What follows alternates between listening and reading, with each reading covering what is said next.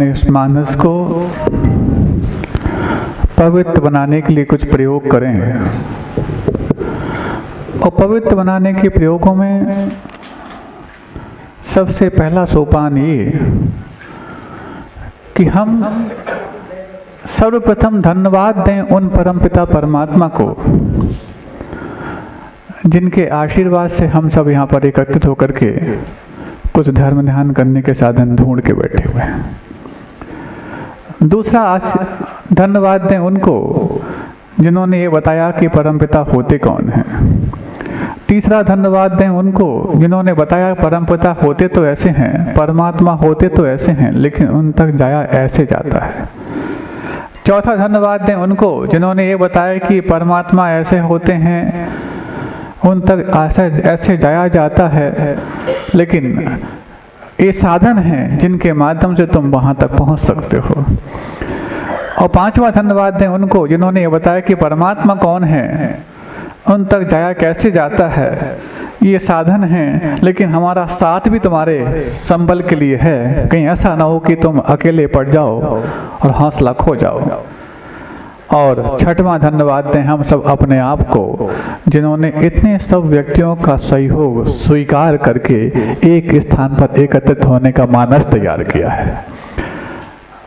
और जब इतना धन्यवाद हम अपने भीतर से बाहर निकालते हैं तब जाके गुंजाइश बनती है कि हम किसी चीज को समाने की आजमाइश कर सकते हैं। नहीं है तो जब कुछ समाप्त जैसा लगता है तब भी वैसे ही लगता है, और जब कुछ खालीपन जैसा लगता है तब भी वैसा लगता है। कैसा लगता है? समाप्त होने के बाद भी हताशा, और खालीपन हो तो भी एक निराशा। खालीपन तब भी जब चीजें आई ना हो, और खालीपन तब भी जब आके चली गई हो। और इन दोनों के बीच में तो जब भी ये खालीपन हो, और ये कहीं ना कहीं हमारे इन सुविधाओं के प्रति हमारा जो एक समर्पण भाव है, उसी के कारण हमारा ये खालीपन और कुछ निराशा भाव पैदा होते लग जाता है। ये सुविधाओं के प्रति हमारी जो आधीना भाव है, इसी के कारण भी कहीं ना कहीं हम कुछ प्रमाद के आदी हो गए हैं। और प्रमाद फिर सुविधाओं की मांग करता है, वो सुविधाएं फिर प्रमाद को उपजाने में निमित्त बन जाया करती हैं। फिर सुविधाएं प्रमाद, प्रमाद सुविधाएं, सुविधाएं प्रमाद, ये साइकिल बन जाता है। फिर कभी हम उससे बाहर निकल ही नहीं पाते।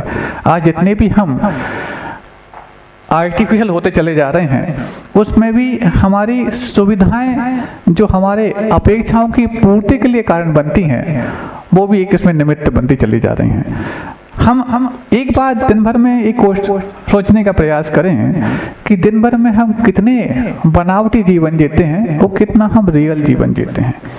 और कहीं ये रियल जीवन से हमारी जो उकताहट है, कहीं वही तो हमारे लिए उस आर्टिफिशियल नेस और आर्टिफिशियल इंटेलिजेंसी के प्रति तो हमें पराधीन नहीं कर रही है।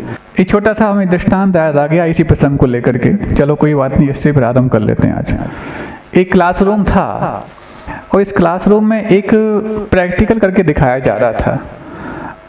और जैसे वो प्रैक्टिकल दिखाया जा रहा था, एक कैटरपिलर, समझते हैं कैटरपिलर, जो तितली का प्रीवियस फॉर्म होता है, उसको एक कांच की ककून में बंद करके प्रैक्टिकल दिखाया जा रहा था कि कैसे उस तितली में पंख आते हैं, कैसे उसका जीवन विकास को प्राप्त होता है, कैसे वो पंख फड़फड़ाती है और कैसे जाकर के फिर वो उड़ना प्रारंभ कर देती है। ये प्रैक्टिकल कुछ एक घंटों में करके दिखाना था। इसी बीच में सारे बच्चे उसको बहुत संजीदगी से देख रहे थे। और संजीदगी से देखते वक्त एक चीज उनको समझ में आ रही थी कि धीरे धीरे एक कैटरपिलर के पंख फूट रहे हैं, फड़फड़ाना प्रारंभ कर रहे हैं, और उसके पंख धीरे धीरे विकास को प्राप्त हो रहे हैं। ये सब कुछ देखते वक्त इसी बीच में वो टीचर बोलता है, बच्चों इसको बहुत सावधानी से देखना और इसको कभी टच करने की कोशिश मत करना, मैं आधा घंटे बाद में लौट करके आऊँगा। अब जब तितली के पंख आ गए हों, पंख फड़फड़ाना प्रारंभ कर दिए हों, कांच के ककून में बंद हो, तो बच्चों से थोड़ा सा रहा नहीं जा रहा कि ऐसे कैसा ये बेरहम जैसा तरीका कि जब उसमें पंख फड़फड़ाने की जोरदार कशिश प्रारंभ हो गई है, उसके बीच में ये टीचर बोल के जा रहा है कि मैं आधा घंटे बाद आऊँगा, या तो उसको खोल दे ताकि वो आज़ादी से अच्छे से जी पाए, या फिर कम से कम आधा घंटे तक का कहीं बीच में कुछ गड़बड़ ना हो जाए। तो होता ऐसा है कि वो उस ककून को आसपास सब बच्चे खड़े होकर देख रहे हैं, लेकिन टीचर की हिदायत भी उसको पता है कि ये टच नहीं करना है, क्योंकि टच यदि किया तो साथ में वार्निंग भी दे दी गई है कि उसको रजिस्ट्रिकेट भी किया जा सकता है।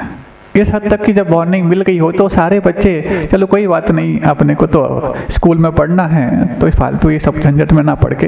लेकिन एक बहुत रहम दिल था बच्चा, जिसको बार बार उस तितली के पंखों को फड़फड़ाते हुए देखते हुए उसकी करुणा कांप रही है।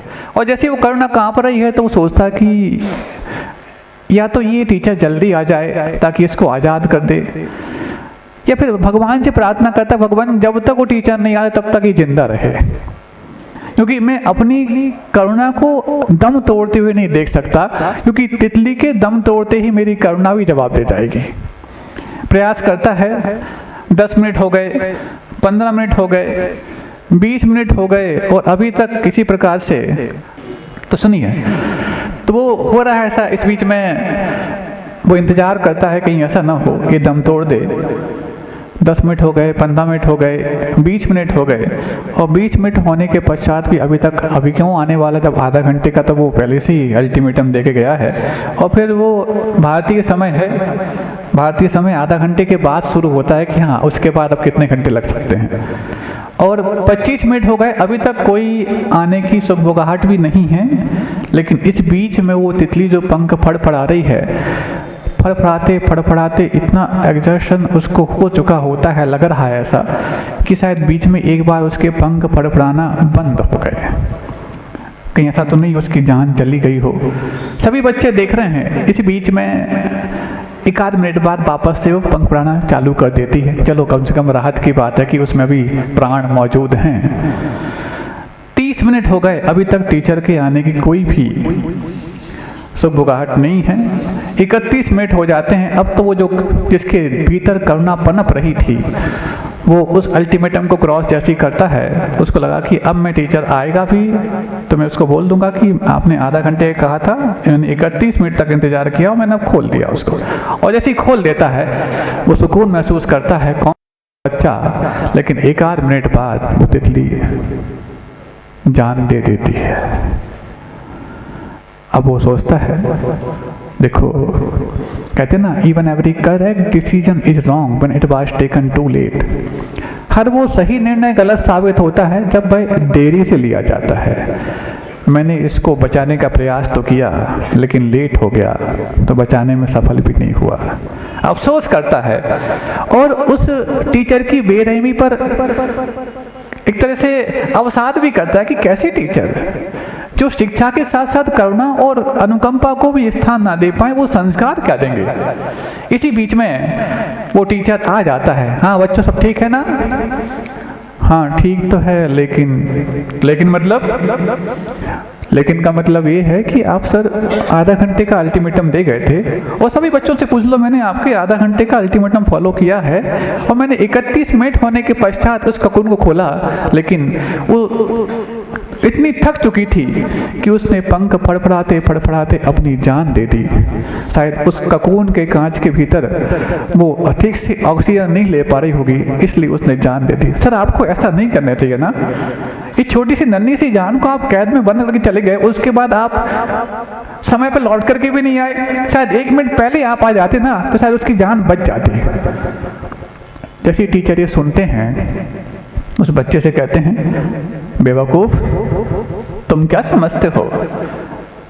वो कांच के अंदर ऑक्सीजन ठीक से नहीं ले पा रही थी या पंख फड़फड़ाते फड़फड़ाते उसका दम घुट गया इसलिए उसकी जान चली गई? हाँ सर यही तो है, सभी बच्चे इसके लिए देख रहे थे। इसकी जान पंख फड़फड़ाते फड़फड़ाते दम घुट रहा था इसलिए गई, ऐसा नहीं। तुमने उसको इमेच्योर्ड स्टेज में उसको बाहर निकाल दिया और बाहर के एटमॉस्फेयर से वो सरवाइव नहीं कर पाई, इसी कारण उसकी जान चली गई। तुम्हारी विवेक रहित करुणा ने ही उसकी जान ले डाली। आप लोग सुन रहे हैं?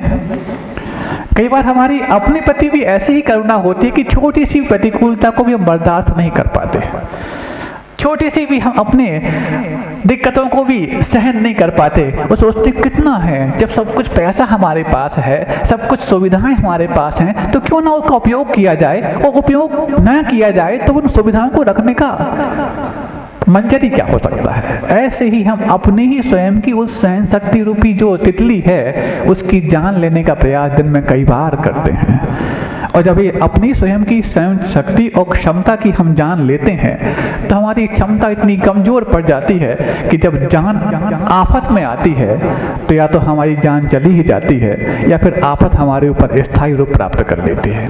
और उसी आफत को जो हमारे साथ स्थायी रूप से हम जोड़ लेते हैं, फिर कुछ ऐसे शॉर्टकट्स अपनाते हैं जिन शॉर्टकट्स में एक शॉर्टकट है आपकी आर्टिफिशियल इंटेलिजेंस ही है। ऐसी शॉर्टकट्स अपनाते हैं। बताओ, पहले उस समय जब घर से बाहर निकलने के लिए हमारे लिए दिक्कतें होती थी, और ये दिक्कतें क्योंकि हम जो एक्सपेक्ट करते थे कि हमारी निजी सुकून भरी जिंदगी में कोई दखलंदाजी ना हो और मेरे धर्म ध्यान करने की साधन भी मेरे साथ जुड़ते चले जाएं। मैं धर्मात्मा तो माना जाऊं, मैं पुण्यात्मा बनूं या ना बनूं, लेकिन धर्मात्मा दूसरों के सामने माना जाऊं। ये जो मानने में मैंने सबसे पहले घर से बाहर निकलते ही कुछ एक वो चीजें प्रारंभ की जो शायद कभी भी प्राचीन काल में मंदिर जाते वक्त उपयोग में नहीं आती थी। सबसे पहले जूते चप्पल पहनना प्रारंभ किया, फिर उसके बाद गाड़ियां आई, और जब मंदिर तक के लिए गाड़ी आ गई तो फिर पक्की बात है कि घर से यदि 100 मीटर दूर भी हमारा यदि प्रोफेशन दुकान और ऑफिस है तो वहां पर भी हम गाड़ी से ही जाएंगे, क्योंकि हम जब मंदिर तक गाड़ी से जाने लग गए हैं। और यदि ऑफिस हम पैदल जाएंगे, लोग कहेंगे शायद दरिद्र व्यक्ति है जो ऑफिस तक भी गाड़ी से नहीं आ पाता। तो हमने गाड़ियां ली, और जब घर और मंदिर और ऑफिस ये सारे गाड़ियों से चलने लग गए तो जब हमारे जब घुटने जाम हो गए, हमारे पैर जब फिर वापस जाकर के किसी प्रकार से दिक्कत महसूस करने लग गए, तो उसके पहले जब मैं साइकिल चलाता था तो उस साइकिल को जब मंदिर ले जाता था, साइकिल को जब ऑफिस ले जाता था, तो लोग कहते थे कि शायद तुमने अपनी जो इनकम है उसके साथ ठीक न्याय नहीं किया है, क्योंकि तुम्हारे पास जितनी इनकम है उस इनकम के हिसाब से तुम्हारे पास साधन होने चाहिए। तो शायद वो अमेरिका की वो पॉलिसी हमने अख्तियार कर ली कि यदि व्यक्ति कोई $1 लाख कमाता है तो यदि $80,000 खर्च ना करे तो उसको $1 लाख कमाने वाला माना ही नहीं जाता। ये अमेरिका की पॉलिसी है, क्योंकि तुम $80,000 खर्च कर सकते हो तब तो तुम मानना कि तुम $1 लाख कमाने वाले हो, अदरवाइज तुम्हारा ऐसा सिंबल उस योग नहीं है। ये तो भारतीय लोग हैं जो वहां पर जाकर के वो बचत करके ले आते हैं और फिर उसमें 30% टैक्स लगने के बाद थोड़ा अपने घर में पहुंचा देते हैं। लेकिन वहां पर तो यही है कि आपको 80% खर्च करना तो आवश्यक है, तब तो सेविंग्स की व्यवस्था वहां नहीं है। वो जिन देशों में सेविंग नहीं है वो देश ही है जो कोरोना में काल कबलित हो गए। भारत की मात्र बचत की परंपरा ही थी, बचत के संस्कार ही थे, तो कोरोना जैसे भीषण काल में भी जब महामारियां और मृत्यु घर घर नाच रही थी, उस वक्त भी व्यक्ति ने 2 वर्ष तक ठीक से जब अर्थोपार्जन नहीं भी कर पाया हो तो भी अपने उस बचत की राशि से अपने 2 वर्ष तक जीवन अच्छे से बचा पाया है और चला पाया है। ये मात्र बचत के संस्कार थे। और इन बचत के संस्कारों पर भी जो अमेरिका की जो षड्यंत्रकारी योजनाएं हमारे ऊपर हावी हो रही हैं, वो आज हमारे लिए धीरे धीरे करते उन सुविधा भोगी बनाती जा रही हैं। वो सुविधा भोगी हो तो कोई बात नहीं, हम धर्म भी सुविधा भोगी करने लग गए हैं। अब जब तक साइकिल से जाते थे तो लोग तो कमेंट करते थे, अरे ऑफिस आता साइकिल से। फिर हमने कार खरीद ली, कार भी लग्जरियस ना हो तो काय की कार, तो बेकार है। फिर हमने लग्जरियस कार खरीद ली, फिर उसके बाद उसमें एसी हो, ठंडी में भी एसी आवश्यक होता है। हाँ, क्योंकि तुम्हारी कार में एसी नहीं है इससे ज्यादा गर्मी लगती है। तुम्हारी कार में एसी नहीं है इसलिए ज्यादा गर्मी लगती है, जबकि हम उस कार के बगैर भी खुली हवा में सांस लेने लायक और खुली हवा में सरवाइव करने लायक अपने आप को पाते हैं। तो ऐसे करते करते एक हमने फिर साधन बढ़ाया, और फिर हो गया कि जब घर से बाहर निकलते ही जैसे राजा महाराजाओं को पालकी मिलती थी, ऐसे ही हमारे लिए पालकी के रूप में कई सारी सवारियां मिलने लग गई। और जब हमारे जो स्वयं की 2 पैर की पालकी थी जब काम करना बंद कर दी तो डॉक्टर बोलता है अब तुम जाओ जिम करने के लिए। और जिम में क्या करना पड़ेगा? तुम्हें साइकिलिंग करनी पड़ेगी। अरे पहले ही तुम्हें साइकिलिंग करने की छूट थी, उसको बंद किया और फिर जाकर के डॉक्टर की बात मानकर के तुमने साइकिलिंग प्रारंभ की। अभी जिम के लिए तुम्हें सुबह 4 बजे भी उठना पड़े तो जिमिंग के लिए तुम 4 बजे पैसा खर्च करके उठ जाओगे, लेकिन जिन के लिए तुम्हें सुबह 8 बजे भी उठने की बात आए तो तुम्हारे बरखुरदार घर में बैठे पाए जाते। इसलिए जिमिंग और जिन के पास जाना, ये दोनों आपस में बहुत विरोधाभासी हो गए। सुबह 4 बजे, क्योंकि आपके लिए वो टाइमिंग जो कि जिम का उतना ही स्थान लगभग इतना ही बड़ा होता है, जिसमें कांच लगे रहते हैं और आप एक्सरसाइज करते वक्त बाहर रोड से दिखाई देते हैं। और ऐसे पुरुष देखें तो कोई बात नहीं, महिलाओं की जिमिंग में भी ये सब व्यवस्थाएं पाई जा रही हैं। इसी कारण से वो सब कल्चर आपके साथ जुड़ते चले जा रहे हैं, जिसको पाश्चात्य संस्कारों से षड्यंत्रकारी योजनाओं के तहत आपके ऊपर थोपा गया है, जिसमें एक किटी पार्टी भी है। और ये किटी पार्टी के बारे में आप लोग बहुत अच्छे से जानते होंगे। वो किटी तो फिर बच्चों की किटी नहीं, कपल्स की किटी भी है, महिलाओं की भी किटी है, और अब तो स्वाध्याय किटी भी बनने लग गई है। और इस किटी के आपने अपने जीवन में किस प्रकार के दंश झेले हैं और ये किटी शब्द आया कैसे है, इसको भी समझने की बहुत बड़ी आवश्यकता है। हमें लगता है ग्वालियर जैसे शहर में किटीज तो चलती होंगी, क्योंकि किटी के बगैर हम मॉडर्नाइज हैं ये समझ में नहीं आता। यदि उसको फिर सिर्फ मात्र नए कपल से ही किटी के लिए ऊपर जाते हो तो कोई बात नहीं, जो बड़े बड़े हैं, बुजुर्ग हो गए हैं, मैच्योर्ड हो गए हैं, उन्होंने भी किटी का एक नया रूप दे दिया स्वाध्याय किटी के रूप में। ऐसे एक हमारे सामने एक दृष्टांत आया, किसी हम शहर में थे, नाम नहीं बताएंगे क्योंकि दूसरों की क्रिटिसाइज दूर से करना अच्छा नहीं माना जाता। तो बस जब वहां गए तो एक पोती आती है, बोली महाराज दादी अपनी टीम के साथ रोज आते हैं, आप समझाओ ना दादी को। हमने कहा क्या हो गया? बोली महाराज दादी किटी पार्टी जाती हैं। हमने कहा क्या बात हो गई, किटी पार्टी क्या करती हैं? महाराज है तो उनकी स्वाध्याय किटी, लेकिन जब वहां जाते हैं मुझे अच्छा नहीं लगता। हमने कहा क्या अच्छा नहीं लगता, उसमें क्या दिक्कत है? बोली महाराज जब यहाँ से अच्छी ड्रेस पहन के जाते हैं तो वहां पर जाके ड्रेस चेंज करने की आवश्यकता पड़ती क्यों है? हमें कुछ ज़्यादा समझ में नहीं आई बात। हमने कहा चलो देखेंगे। इस बीच में संडे का दिन था, वो दादी अपनी टीम के साथ आ गई, तो हमने बात छेड़ दी। हमने कहा आजकल किटी का बहुत ज़्यादा प्रचार प्रसार हो रहा है, सुनते हैं आप लोग भी शायद नहीं करते होंगे। नहीं महाराज जी हम लोग की तो वो स्वाध्याय किटी है। अच्छा बहुत अच्छा, स्वाध्याय किटी है तो फिर डेली करते हैं स्वाध्याय? नहीं महाराज महीने में एक दिन हम लोग स्वाध्याय किटी करते हैं। और क्या होता है वहाँ पर? महाराज कुछ एक कलेक्शन हो जाता है। अच्छा कलेक्शन का उपयोग कहाँ करते हैं? महाराज कभी आवश्यकता पड़ती है तो वहाँ पर धर्म ध्यान अथवा किसी जरूरतमंद की जरूरत पूरा करने के लिए कर दिया करते हैं। अच्छा स्वाध्याय में क्या चल रहा है? तो उन्होंने कोई ग्रंथ का नाम बताया जिसको देख करके हम फिर हंसे। हमने कहा इस ग्रंथ का आप स्वाध्याय कर रहे हैं, हमें लगता है जो स्वाध्याय हम लोग करते हैं कल क्या पढ़ा था आज वापस से उसको पढ़ते वक्त एक बार रिवाइज करना पड़ता है। और आपकी इतनी प्रज्ञा प्रखर हो गई है कि 1 महीने पहले क्या पढ़ा था आपको पढ़ने की आवश्यकता नहीं पड़ती और आप अगले महीने आप उसको आगे बढ़ा देते हैं, पहली बात। और दूसरा जो कलेक्शन करते हैं वो कलेक्शन कभी भी किसी उद्देश्य के बगैर किया जाता है, तो उद्देश्य के बगैर किया हुआ धन संग्रह विग्रह और फसाद के लिए कारण बनता है।